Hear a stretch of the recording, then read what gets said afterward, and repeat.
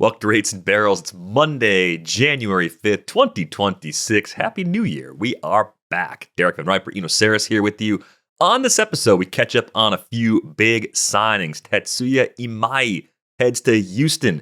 Kazuma Okamoto heads to Toronto, of all places. We'll dig into the implications of those moves. Kirby, Yates, Tyler Mahle. Got some mailbag questions. We got some rumors, maybe some resolutions.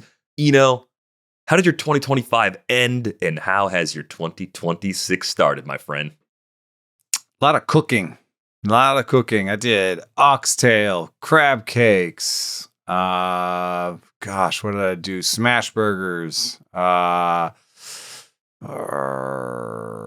forget now, but it was a lot of cooking, and I enjoyed it. Had fun doing it. But today is a leftover meal day in the house. Got to eat through what's in there. The first Monday back to work is a hilarious day. Like, no matter how many days you get off, it's just a regular weekend. You get a week, 2-3 weeks. Some people have a lot of time off. I think Steven Sutton Brown said he hadn't worked since December 10th.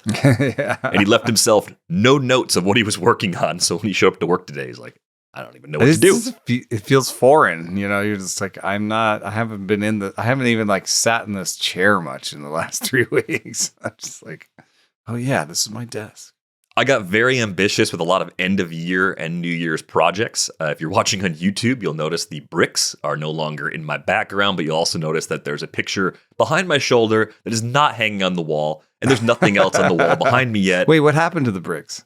Oh, they're still here. They're just off to my left.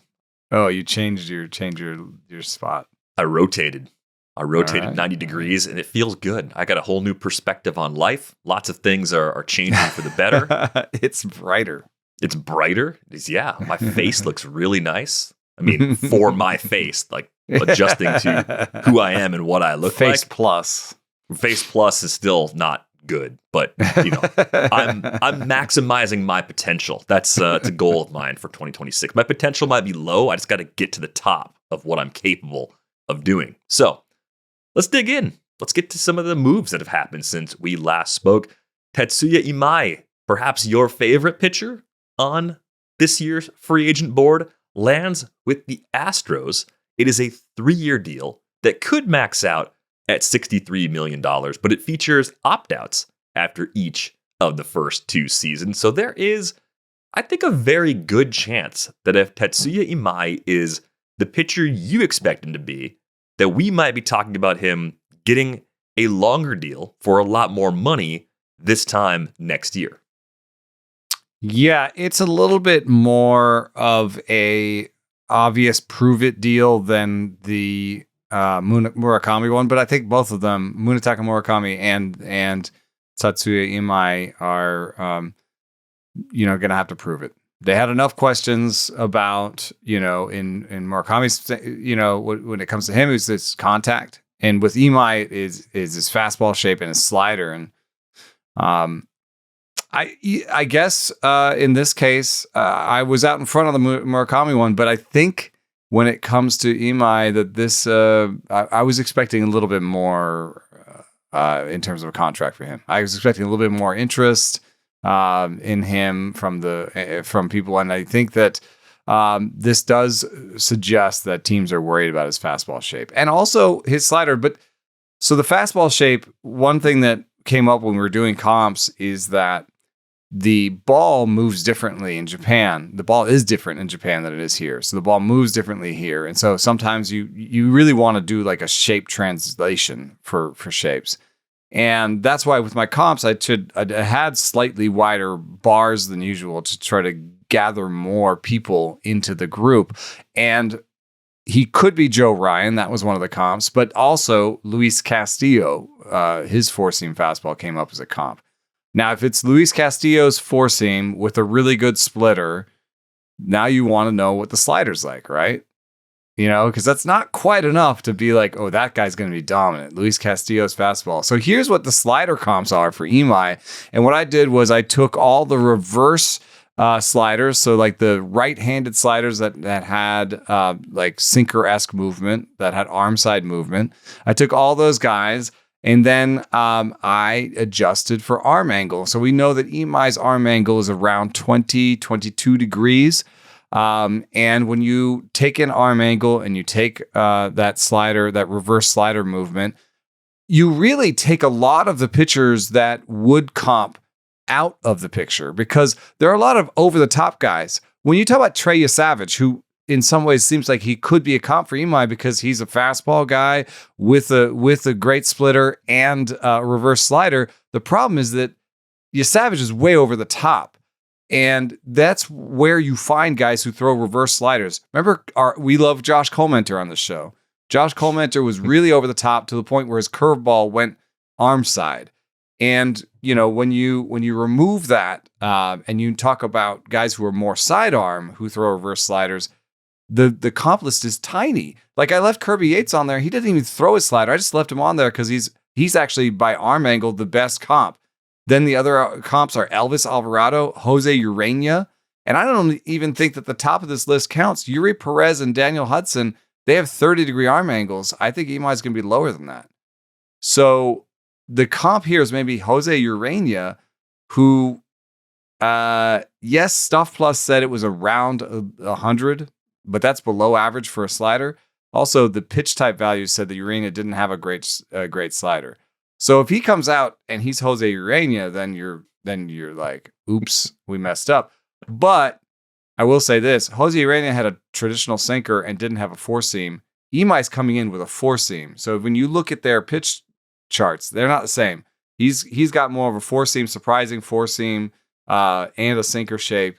So Imai's a little bit more, pitch designed and like a little bit more interesting pitch wise than Jose Urena. So I actually think an interesting comp here that jumps off the page is Kirby Yates. Now, Kirby Yates, if he had to throw his slider more often and presumably get through 5 or 6 innings, you can't just take Kirby Yates and, reproduce him 6 times and call it a start, Right. So knock a little velo off. It'd be a pretty different version of Kirby Yates. Yeah, but so now you can see why with Kirby Yates and Jose Urena on the table, the Joe Ryan and Luis Castillo comps become a little bit more, I think it describes the range, right? The upper range he is like Luis Castillo and Joe Ryan, and he gets a new deal. The lower range is they're stuck with a number 5 starter for $60 million over 3 years. I think that's worth the risk, obviously. So the market right now, the early fantasy draft market, draft and holds. I'm looking back at the last 2 weeks, 5 completed drafts. Those are 15-team, 50 rounders where you hold everybody all season. The range is pick 130 to 175 for Imai. Now that we know he's on at least a good team in Houston, maybe not a playoff team in 2026. I think they're at least contenders, though. And you think about the ballpark, the impact of the Crawford boxes, probably not as bad for a right-handed pitcher as it would be for a left-handed pitcher going in there. What do you think we're looking at for value? Does landing in Houston actually nudge that value up slightly? The comps right now from a draft day ADP perspective, the 5 ahead of him, Pablo Lopez, Drew Rasmussen, Cam Schlittler, Robbie Ray, and Tatsuya Savage. The 5 starters behind him, Gavin Williams, Bubba Chandler, Sandy Alcantara, Luis Castillo, and still free agent Ranger Suarez. Yeah, the window to buy just evaporated for me. I got him in my first draft that was done at Arizona Fall League, and then this is now almost too expensive for me. There's a lot of question marks here, like him versus Nate Eovaldi. Like, I think I'm taking Nate Eovaldi. Like on a per inning basis, Eovaldi's probably going to be better. Maybe Imai gives you more innings. I'm saying probably, right? Your taste for risk is here. If you're in a 12-team league, then Imai over Eovaldi, right? But in these draft and holds, Luis Castillo goes around there, and like, would you rather have the guy who is Luis Castillo or the guy who could be Luis Castillo?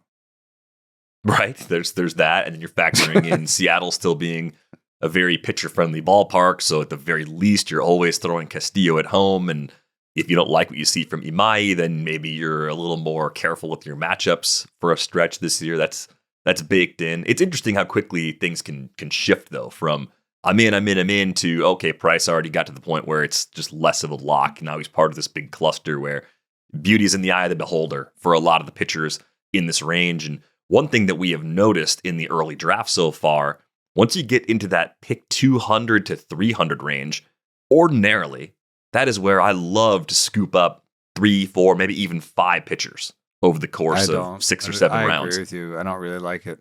Not there this year. It's been kind of strange. I don't know if there's just inflation on some guys that ordinarily would be sitting in there or what exactly is causing it, but it's changing the way I think about roster construction. I'm also looking at a draft board right now, and it just seems that to some extent, 200 to 300 is where people go back, at least in draft and holds, go back to finishing out their positions. Right. Second catchers, fourth and fifth outfielders, corners, middles, all that kind of stuff. Like all your needs-based drafting. Like, oh gosh, I need to get Gleyber Torres. He's the last second baseman on the board, right? Like, so there's a lot, like I'm just looking at it as a lot less yellow in 200 to 300. Then I would also say that, in terms of guys I do like in here, I like the boring guys in here. So Aaron Nola goes in there. Merrill Kelly goes in there.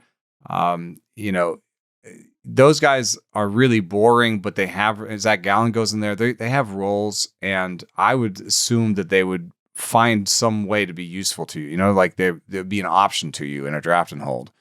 Whereas somebody like early, like I like him, but like could he be not in the rotation, right, and not be an option for you?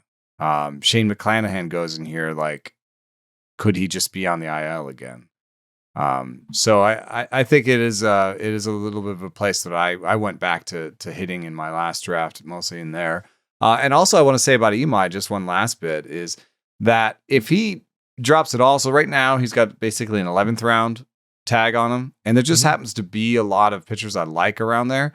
If he drops even just a little bit in your drafts, so sort of 12th or 13th round, so I'm talking about 175 to 200, then I'd like him more, because then he's going up against Shane Baz, who, yes, I like Shane Baz, but I think I'd take Imai, and he's going up against, Mackenzie Gore. I'll take Imai. Even Edward Cabrera. Edward Cabrera couldn't find the strike zone until last year. So, he's on the back. Like he just happens to have jumped into a place where there's a lot of established major league pitchers that I like. I'm going to take Drew Rasmussen. Sorry, but if he falls back at anything at all, especially just draft to draft, there's luck on who likes Imai in your draft. If he drops just a little bit to 175, then I'm in. What are we thinking for a projection ERA, WHIP? Is he one of those guys that's going to be maybe better than average in WHIP, but a little worse than average in ERA? Because I could see sort of a home run problem, but good control as maybe the initial thing. I know Imai's never had home run problems in Japan, but one key there is the ball's different. I think that's got to be factored in. So I'm just wondering if maybe the fastball doesn't play up the way some people expect it to, if that's going to be a little bit of an Achilles heel for him. Yeah, I mean, there's also a question, like the walk rate has been good the last 2 years, but it wasn't good early in Imai's career. So is he a candidate for regression there, or has he figured something out is another question. So there are a fair amount of questions there. I like him as a top end like prospect almost, or like a guy is going to be in a rotation. Like I think that he should go around early. It's that kind of thing where you're not sure it's going to work, and you're not even I guess with that Imai you're more sure he's in the rotation. With that money, that's another thing. Like at least he's in the rotation, because people are talking, well, what do the Astros do? And I think money wise, you look at the money and you say, okay, this is the guy they want to put into the rotation. So I think Ryan Weiss got paid a lot less, right? And I'd hate to be so like crass about it, really, but like it happens in clubhouses where everyone knows what everyone's making, and I think it also is a statement of value by the team of like, okay, this is how much we value you. This is your contract. So Imai's ahead of Weiss for me. And McCullers is so often injured that, you know, I would put Imai ahead of McCullers. So if I was just sort of ranking them, I think it would go Brown, Imai, or Brown, Javier, Imai, Burrows. And then you're talking about McCullers, Weiss, and Arrighetti fighting for sort of 5 and 6. Yeah, I think I'm intrigued the most by Arrighetti of that group for what it's worth. We'll But have he full also on has previews options. soon. He's got options. I mean, I think the other maybe unknown is, would they consider using a 6-man rotation at any point? It would take the ball away from Hunter Brown, which isn't great. I think, well, when I look at the projections, I just think they're going to use McCullers less than current projections suggest they will. I don't see McCullers as a viable starter. I think he's more of a glue guy or a reliever. I think they could leapfrog him with Bluebaugh or somebody else in that organization, and they're probably better off for it if they're looking for depth starters and quality innings from some of their young guys. But I think if you look at Imai, like the starts per year, because of the bigger rotations in Japan, 25, 24 this past season, there's a 25 back in 21, 19 starts in 23. I mean, there's some durability questions with Imai too that need to be sort of factored into maybe how teams viewed him and how we're thinking about him from a fantasy perspective. I think we're so much more familiar with the injury histories of multiple year big leaguers that they're also just reported. Like, they're not reported the same in Japan. You get the same level of detail. Sometimes it's a little bit more like when we got Ohtani being like, he had elbow surgery. What kind? We won't tell you. It's more like that. We'll find out eventually. But, I do think you got to price in some of that risk as well. Interesting, too, I'm looking at the WAR depth charts rankings over at Fangraphs. Right now, it has the Astros at number 20. And I think that's not factoring in Imai, who's probably going to project for something like 2 WAR, if I had to ballpark it. He's not in there yet. But you're going to take some innings away from someone else to do that. So it's going to nudge him up maybe a win or so. So it kind of looks like a league average rotation by projection with Imai's addition, which I think is fine. I would assume they're kind of done, and that this is their way of replacing Framber Valdez. They think they're going to be okay this way. And I think in their defense, it's not a bad plan because Hunter Brown is a stud. Javier has a chance to be a stud, but is at least going to be a get you there guy. Imai is the same. So you have these sort of unknowns for the second and third one. Burrows, I think, is a solid 4-5.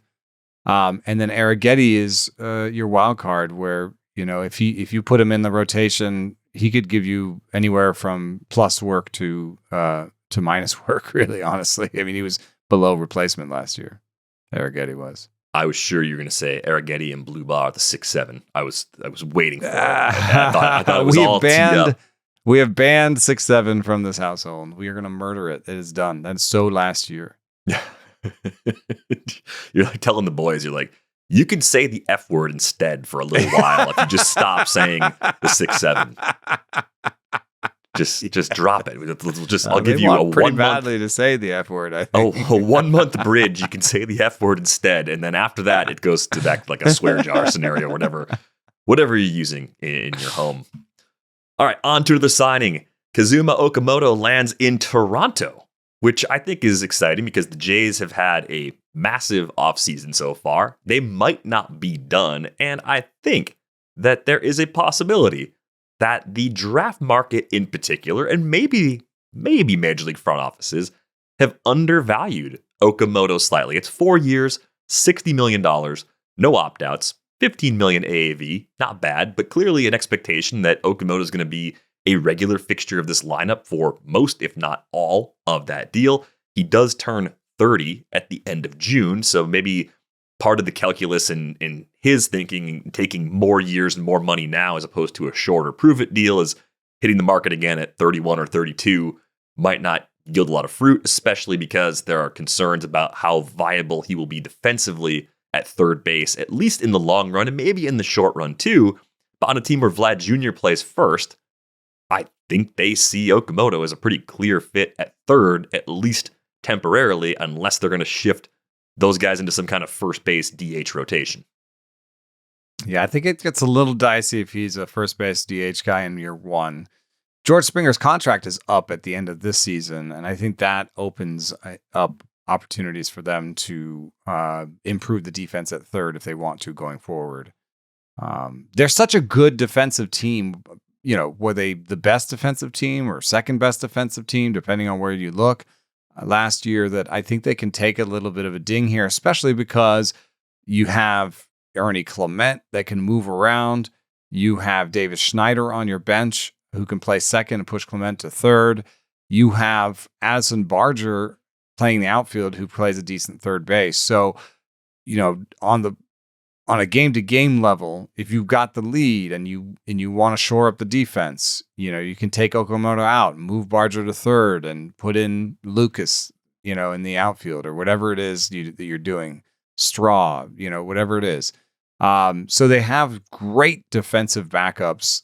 That's part of the picture. They have a lot of multi-eligible, multi-position guys on this team that they can move around. So I think it's fine in the short run. I think he'll play third base most of the time. I think there is a little bit of a risk that he, that Barger steals some time from him there, or that, he leaves games early for defensive purposes. But as a right-hander, I doubt that they signed him to this deal to be a versus lefties only platoon guy. They'd give him a lot of rope before they push him in that bucket, I think. And that's good news for you. So if you're trying to build a fantasy team, you're like, okay, here's a guy who's going to play all the time. He's a righty, and he may add some eligibilities at first or something. But I think he's going to hit like 250 with like 22 to 25 homers, with the upside of improving mostly in the batting average category.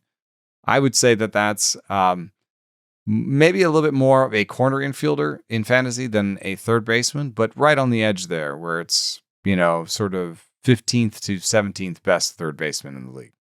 Yeah, that puts him wise closer to maybe like the Matt Chapman range at the high end from a roto perspective. I mean, if you're banking in everyday playing time, that's huge, because Chapman's kind of been a long-term batting average risk. I think the power, especially being in San Francisco, gets limited to that low to mid 20s sort of range. And you think about the quality of the lineup around Okamoto too. I mean, the runs and RBIs should be there. So for a guy that has been going well outside the top 200 overall in drafts thus far, I'm expecting a pretty big bump. I think we're going to see the guys ahead of him, the third base eligible guys ahead of him right now in ADP. The would you rathers here are ridiculous. Okamoto versus his teammate Ernie Clement, who has multi-position eligibility.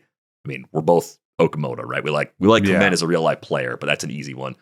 Okamoto versus Miguel Vargas, like Okamoto, right? Like not even close. I was very happy to get Vargas in my most recent draft, but mostly just because the valuations are way higher than the ADP. But yeah, I would take Okamoto over Vargas. How about Bohm? I think I'd take Okamoto. Yeah, Max Muncy, the Dodgers. Max Muncy, he's a little undervalued for me too. But he's old, and yeah, I take Okamoto. Yeah, but once he could see the ball last year, he started hitting it again. Like there was a pretty big split once they fixed his vision. That's true.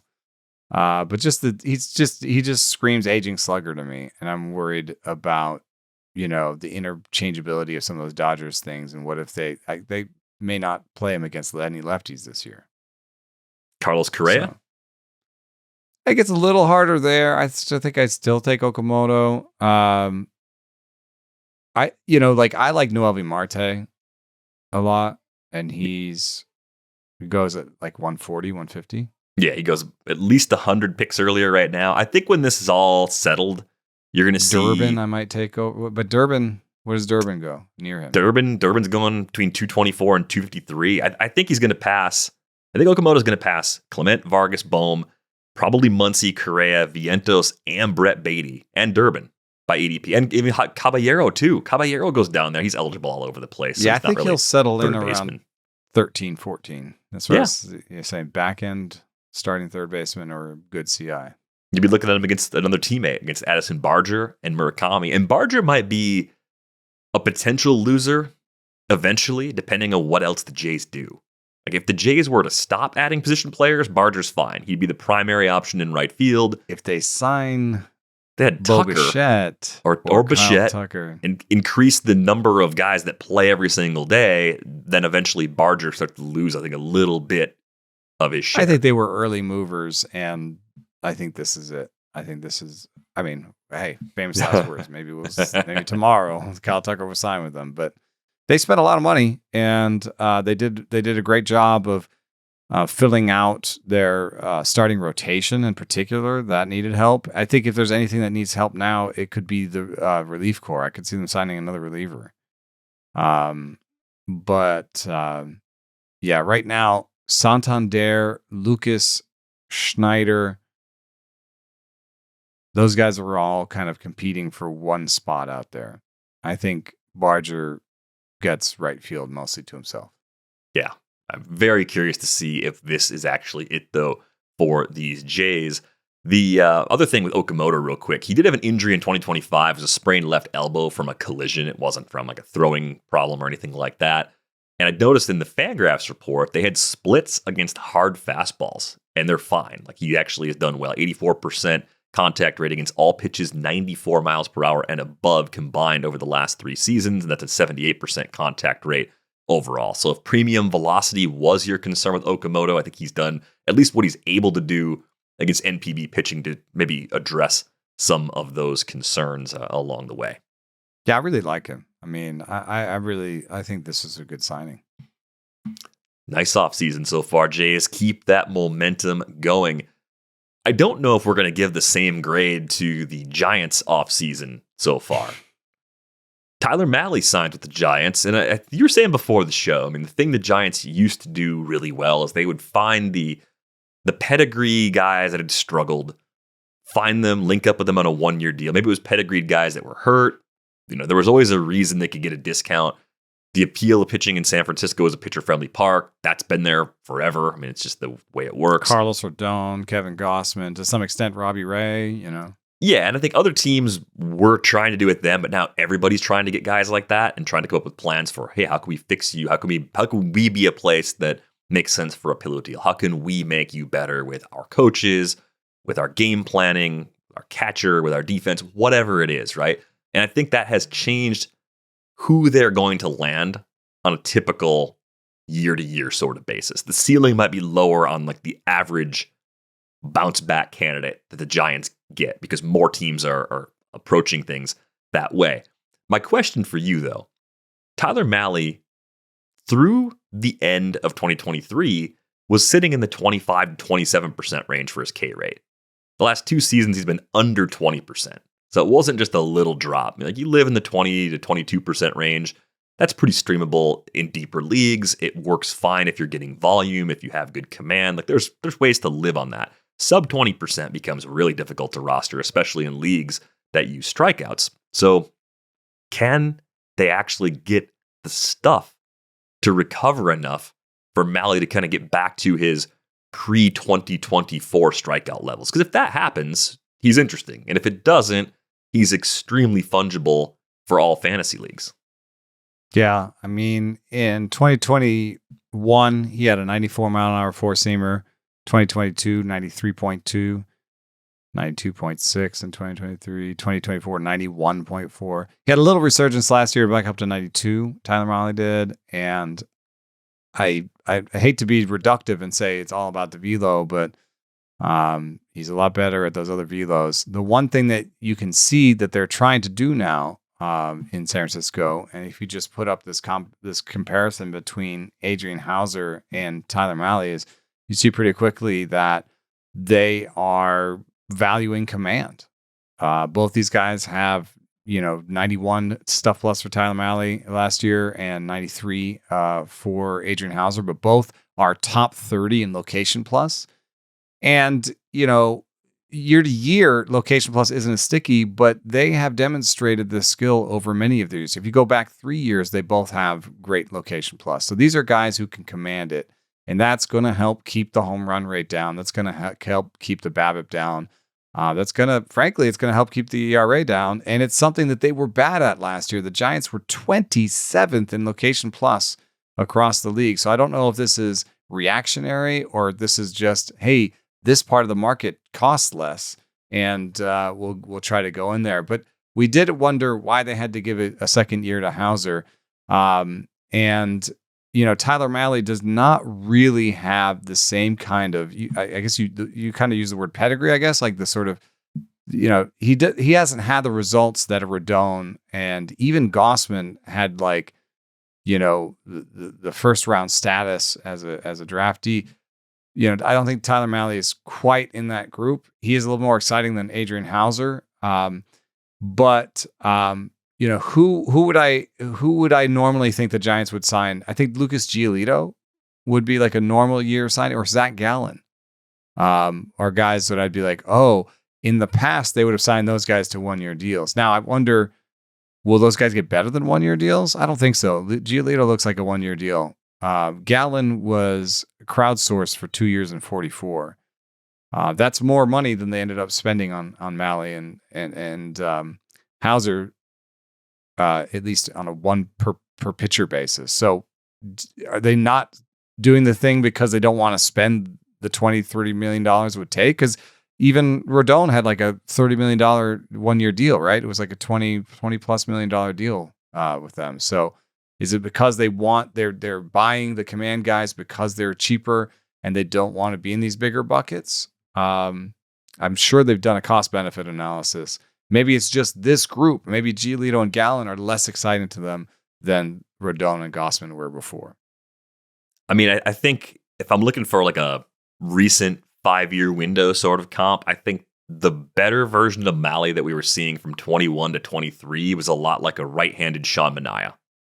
Still like a bounce back candidate that you would take flyers on. And considering the injuries Mahle's dealt with, you can kind of tell yourself the story that the strikeouts have been gone because he's been hurt and rehabbing injuries more than building up and adding anything or getting back to his previous level of health, right? So I think he was 40th in Sierra from 21 to 23 out of 104 qualified pitchers. So like kind of a slightly better than league average starter. That should work if then he had he's healthy again. 4 or 5+ Sierra over the last 2 years. Yeah. Just physically broken for a lot of that time though too. So this is really a kind of a health bounce back as much as anything else, and hopefully a stabilizing presence. But I think if you're a Giants fan, you have to remember the big move. It was Father's Day of last year, right? There was the Rafael Devers trade. Like your snapshot of what we're doing to get better needs to be longer than the last 2 months. Otherwise, you're going to drive yourself nuts looking at this roster. They may have, $30 million left between them and the bottom of the luxury tax situation. I think just reading the tea leaves and looking at this depth chart, maybe an outfielder. If you push Gilbert into sort of a backup fourth outfielder role, that would be better for this team, or a second baseman. I mean, is $30 million a year enough to get Bo Bichette out here? It should be. It should be enough to get Kyle Tucker out there too. Right. I mean, so you should be in that market if you have the money and you don't have major concerns about those guys long term. Maybe they don't like them from a 6+ year deal perspective, but I would think they fit the lineup really well. They haven't been acting like that's what the next move is, but no. I would assume it's some smaller deal for a smaller player, but maybe even just literally physically smaller. Bregman? You can't bring Yastrzemski back. He's already signed, so it's off the board. You can't go shopping in that bucket. Nope. Yeah, I mean, I understand why teams do this, but I think as a Giants fan, the offseason leaves you cold. Yep, I think it does. Let's move on to another team having a curious offseason, let's say. Kirby Yates has signed with the Angels, and he came up earlier in the show as a slider comp for Tatsuya Imai. I think the interesting thing about Yates is before 2025, he was aging really well, churning out great ratios, looked very important in the Texas bullpen in 2024, was solid for Atlanta in 2023. But the Dodgers brought him in, 5.23 ERA, 133 whip, still over a strikeout per inning last year, 9 homers and 41 in the third innings, though. The long ball really, really bit Kirby Yates last year. But this is a guy who has closed before, right? 33 saves just 2 years ago with Texas, 41 saves back in 2019 with the Padres. And this is an Angels bullpen that doesn't necessarily have that closer role locked up. You got plenty of interesting candidates, right? Robert Stevenson's being drafted the earliest. They're paying him the most money, so that makes sense. Pick range kind of just outside the top 300, often before pick 400 range. Ben Joyce, health permitting, has electric stuff, hasn't got the results we've expected just yet. And now Yates, whose ADP will probably tick up into the Stevenson range. I could see Stevenson versus Yates actually becoming a toss-up, at least in a sort of window where we don't have clarity on how they want to handle the ninth inning. Yeah, I mean, if we're just asking who do I think will close, I think it'll be Stevenson. Once you start bringing in this, what do I think I should do with respect to cost, I kind of start to like Ben Joyce a little bit more.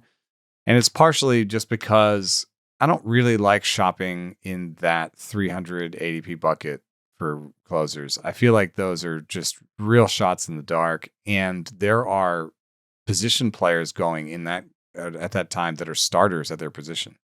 I'm just more likely to take,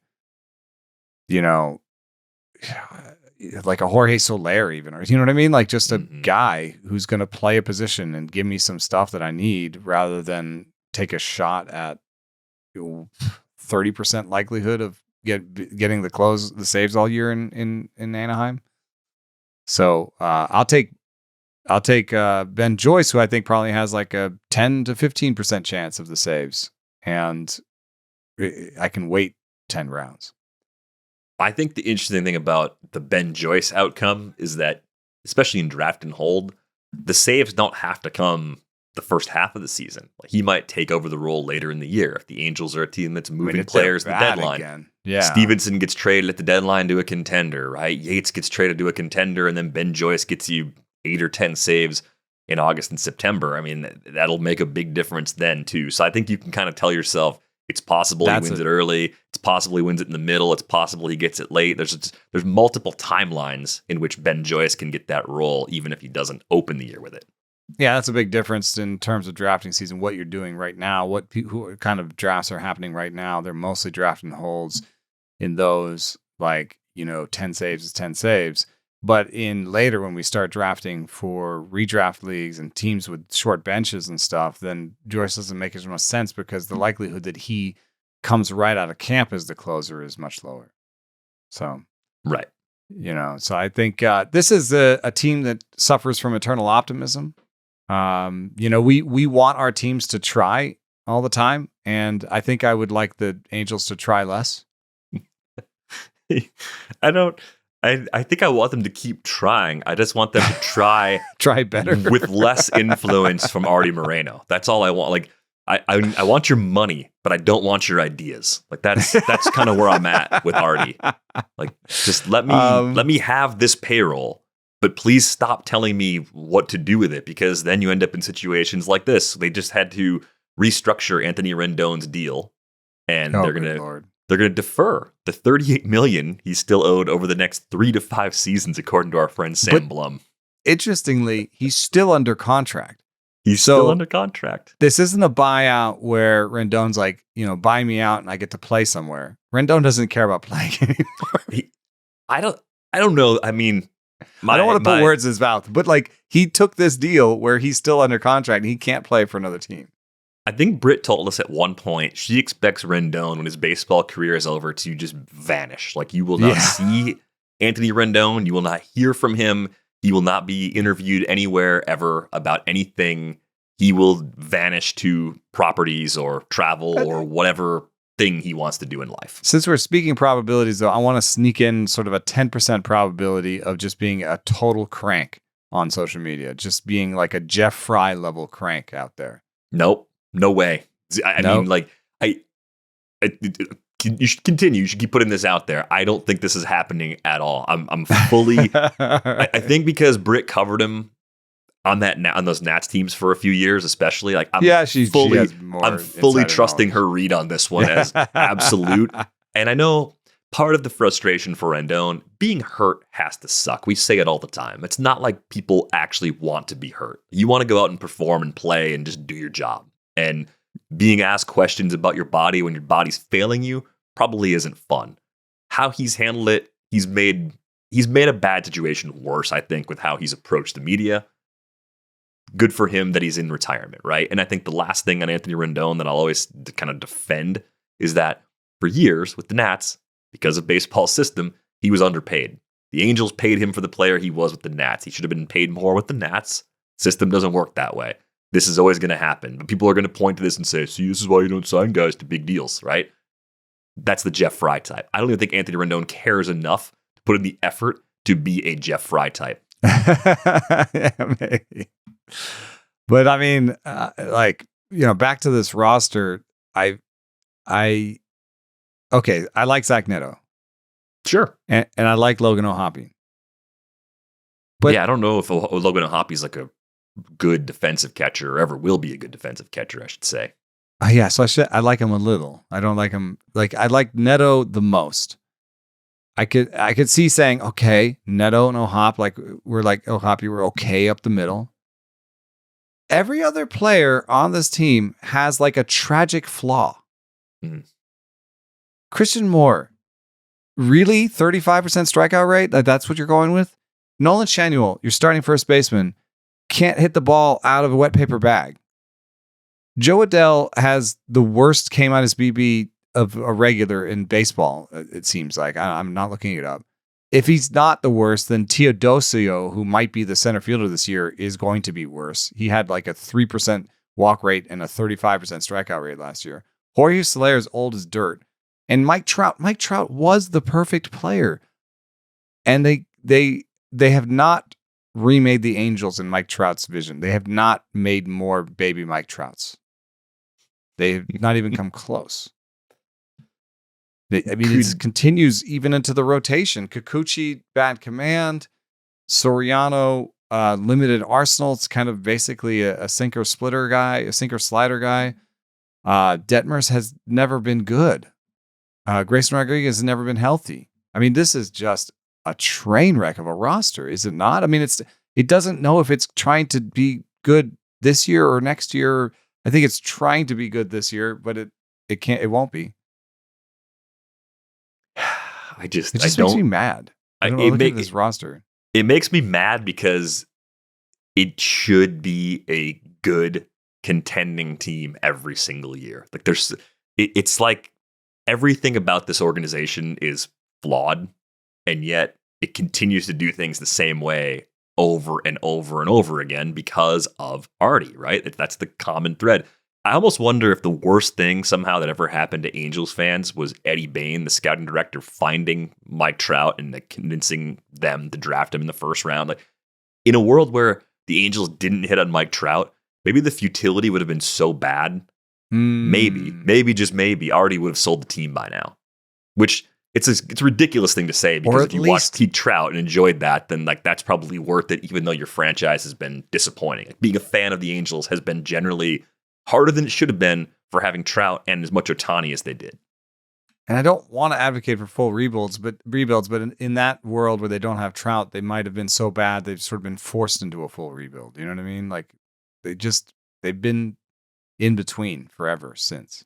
Yeah, I think I just see a lot of similarities to how Jerry Reinsdorf runs the White Sox to how Artie Moreno runs the Angels. And the one difference right now is that Jerry Reinsdorf's at least been happy to green light the inexpensive rebuild, the slash payroll, tear it down, try to start over sort of approach. And I guess to Artie's credit, like, he at least keeps trying to spend money on the field with the big leaguers, but they're just so dysfunctional. And I think he is the reason. We talk about it quite a lot on this show. I mean, I think back to like an argument I was having with an Angels scout about whether or not Jack Kohanowitz was like, going to be a good starter. And I was like, not if he's striking out guys at 9%. They're like, strikeouts and everything. And I'm like, oh boy. Yeah, I mean, they're not, but you need to miss some bats. And it's not like he got to the big leagues and stopped doing it. He wasn't striking guys out in the minors either. Yeah, this was pretty obvious. I mean, yikes. Couple of mailbag questions. One quick follow-up. Several people wanted to know why we didn't talk more about Nick Kurtz when we were talking about the A's core. And I think the main reason was we did a deep dive on Kurtz at our First Pitch Arizona episode. So in my brain, I was like, yeah, we talked a lot about Kurtz already.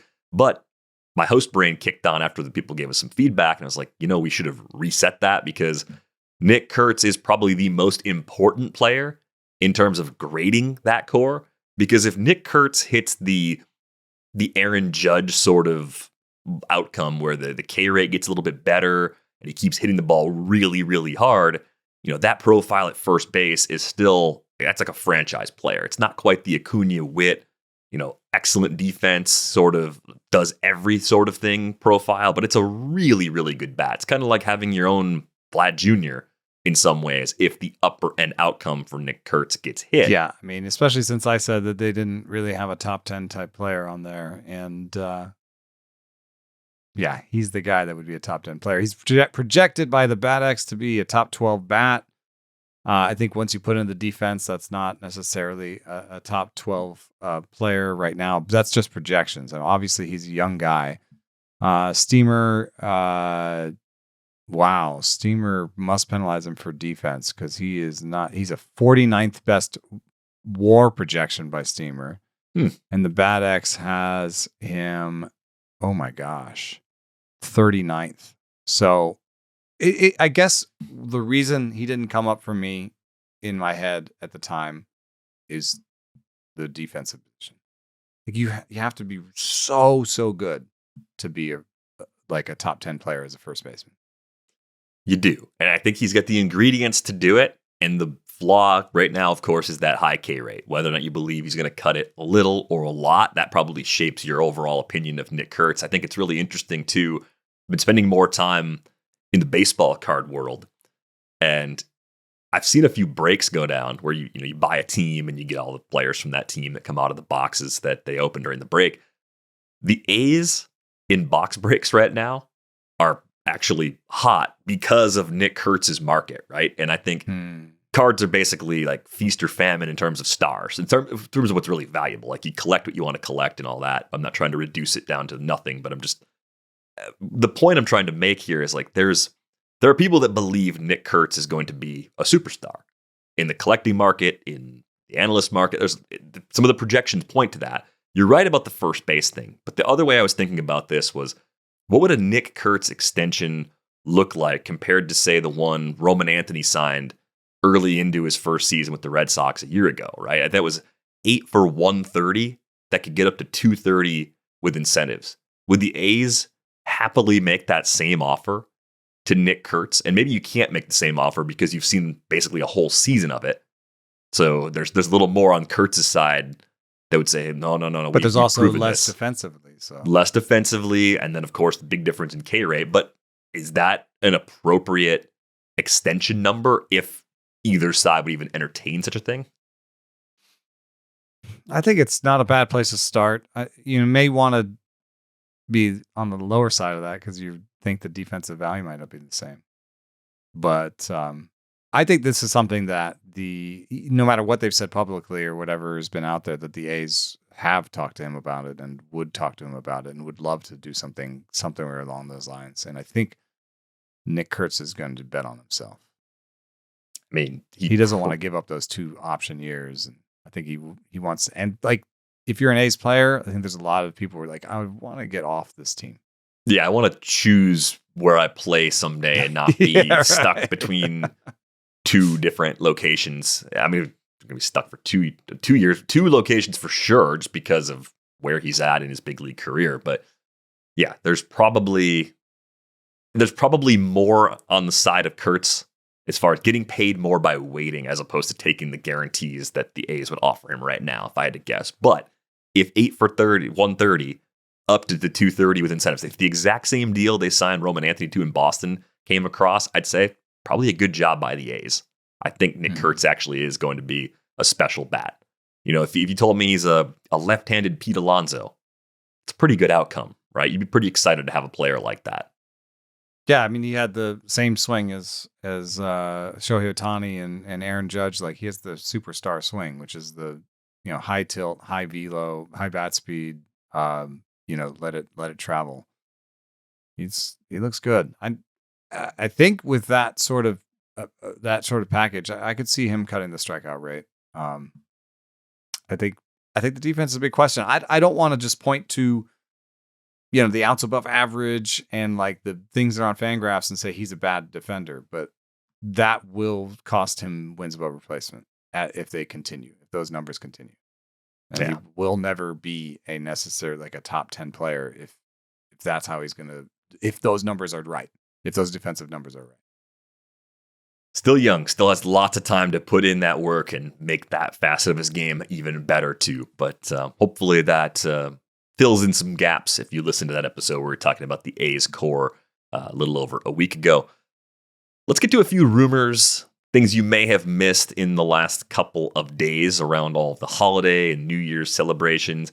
The latest on Freddy Peralta is that everybody's interested because an $8 million pitcher that is like a number 1, number 2 starter type fits in everybody's budget. So I'm not surprised by that. I don't think there's a whole lot of new information in that. I just think it's funny that it's January 5th and he's still a Brewer for now.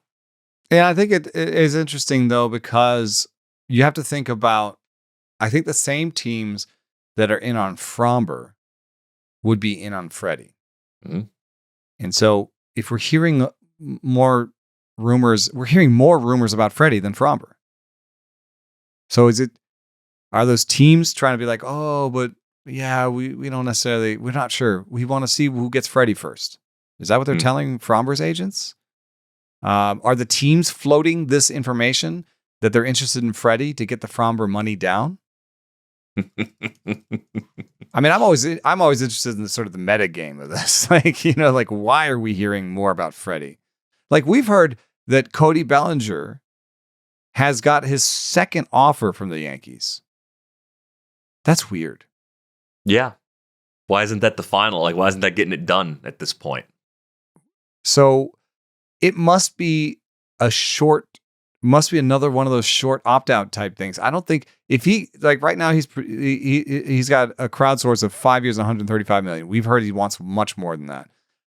I think he would rather take the AAV and a short-term deal and try again than take 5 and 135. And if the Yankees have offered him 2 contracts and the news is back out there, then the way I read it is his agents are really trying to drum up a better offer. Right?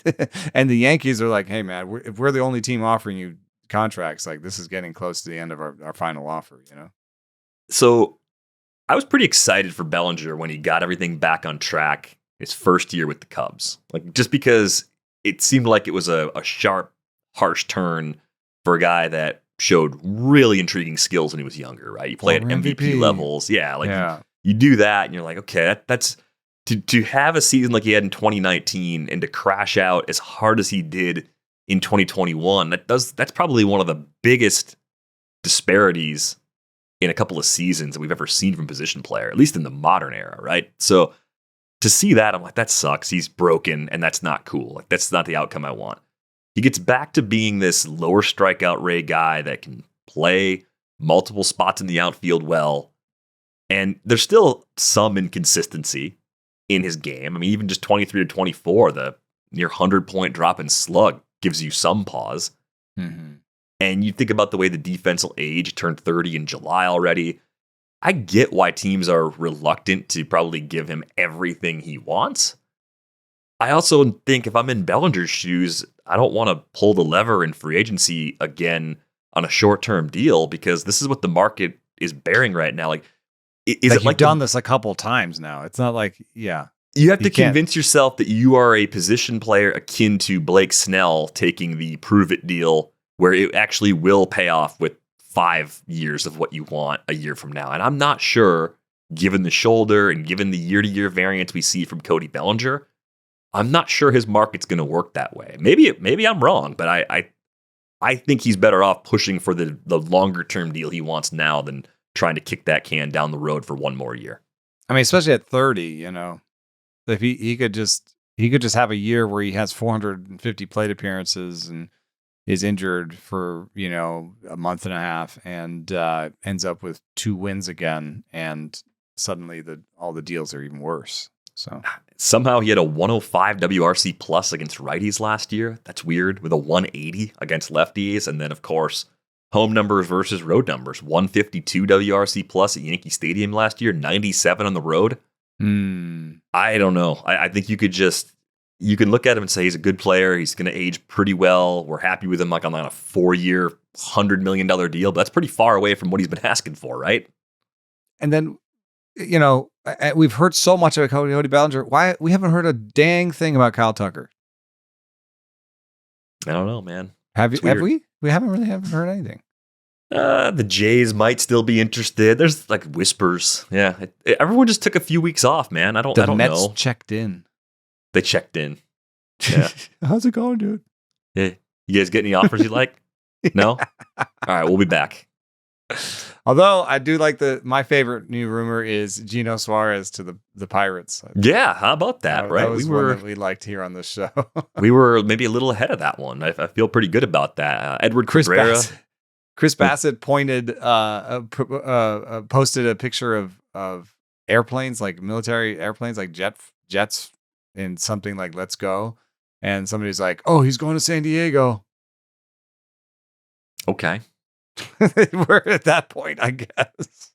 Yeah, we got to restart the engine here. I think we got to read the room a little on the image choice in that instance. Edward Cabrera. Oh yeah, that could have just been a political tweet, I guess. Yeah, I thought that one. You're gonna have to explain that one yourself, Chris. I'm not gonna try to discern what you meant by that photo. But Edward Cabrera also still bouncing around. Apparently, the Yankees, Giants, yeah, Cubs, usual suspects, all linked to Edward Cabrera. I think of all the Marlins pitchers, he seems like the one that you would most comfortably trade right now, just because the health track record is terrifying. And if you're going nowhere this year and next year, that's the guy that you have to move sooner rather than later. Yeah, I wonder if it's not going to take Bryce Eldridge, will it? I mean, if I'm the Marlins, I'm happy to take Bryce Eldridge back in that trade. That would I'm just huge saying, win for would them. The Giants do that?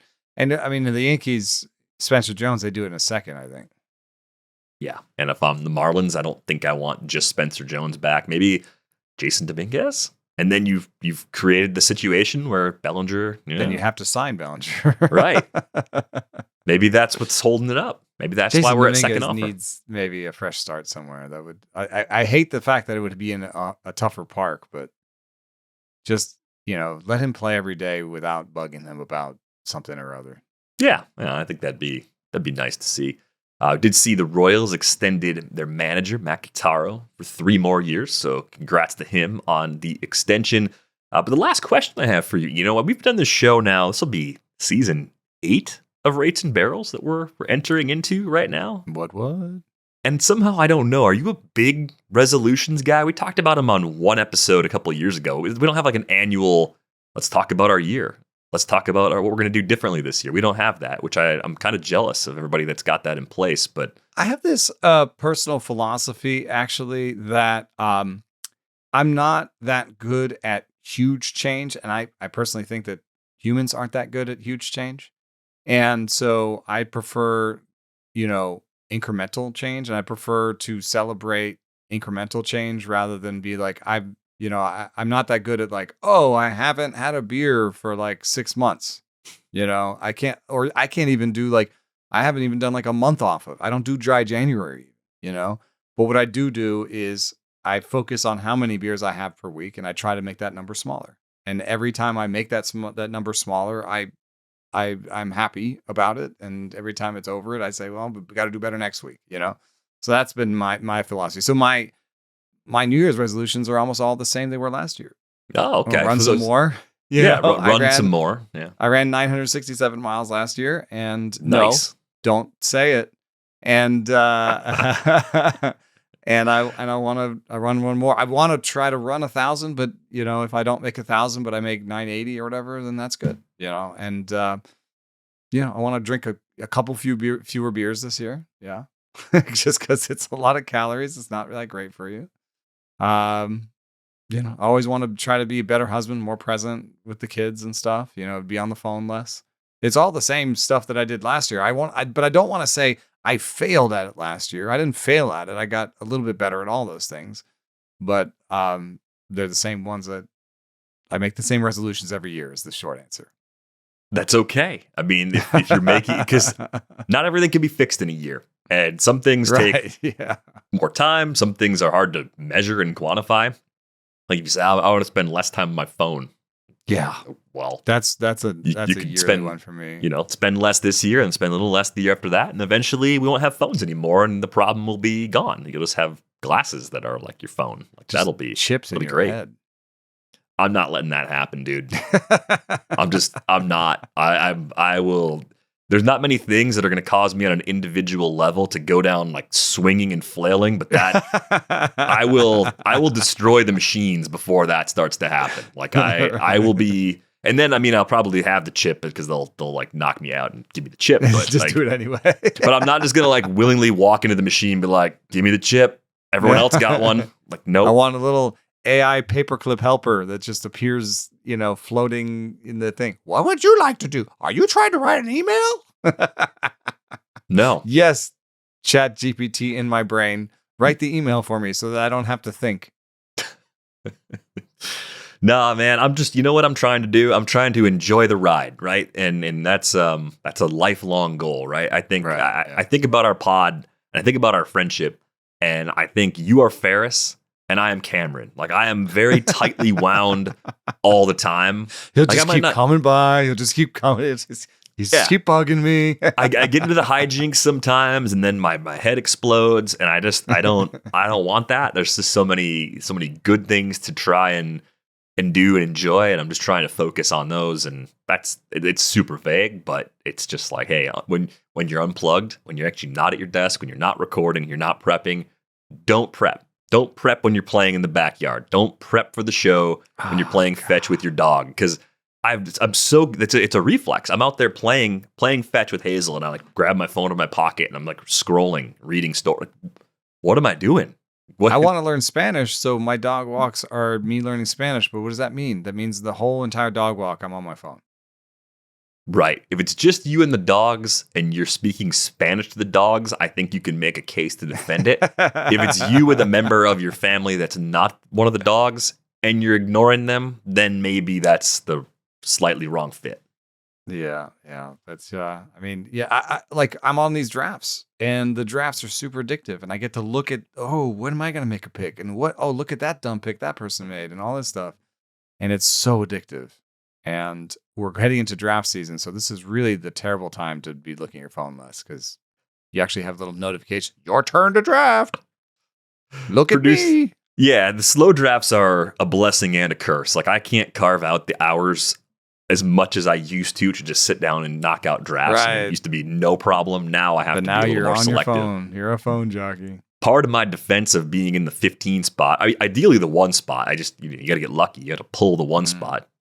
Win KDS to be the first pick in the draft. I like the wheel because I have to check in less. That's part of it. It's like a self-preservation sort of thing, but I actually do like it strategically. I've said for years Ariel Cohen is wrong. I have not proven him wrong yet. I think there's an advantage taking 2 players at a time when everybody else has to take 1. You hate it, but I hate it because I've watched a run happen that just decimated a need. I've been like, I'll just get, there's 6 second basemen left that I like. That'll be fine. And then it's just like 2 rounds. So 6 second basemen can go pretty quickly. And you're just like, no, not him too.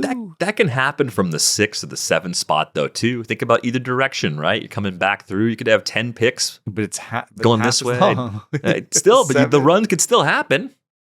Got a question here. This is a good question before we go. Producer Brian wants to know, am I Sloan, Ed Rooney? Maybe I'm Genie. Which character in the Ferris Bueller universe is Producer Brian? I hate to. I'm not trying to be rude or anything, but I don't think you're as attractive as some of these people on this list. I wouldn't have snap called the Sloan as the Producer Brian character. I'm just admitting that. Not where my head went. No, he's not Rooney. Rooney's a tool. We love Brian. Rooney's. Yeah. Who's Rooney in our world? My goodness. Thankfully, I don't think we have a Rooney in the Rates and Barrels universe right now. The 1-star reviewers. They're the Roonies. Don't let the Roonies win. We're going to think about this. Let us know in the Discord which character Producer Brian is. I got to think about this one. I want to get this right. This is important. But let us know. And then, of course, defeat the Roonies. Like, leave us a nice rating and review. Don't let the Roonies ever win in any facet of life. They're the absolute worst people. So drop us 5 stars if you don't mind. Hit the like button on this video, especially if you made it all the way to the end, which would be the only way you heard this message. Thank you for listening and watching. Happy New Year! Happy New Year, everybody. Share the resolutions in the Discord. We'll have lots of good stuff dropping in there shortly. And guess what? Another episode coming up on Wednesday. So that's going to do it for this episode of Rates and Barrels. We're back with you in 2 days. Thanks for listening.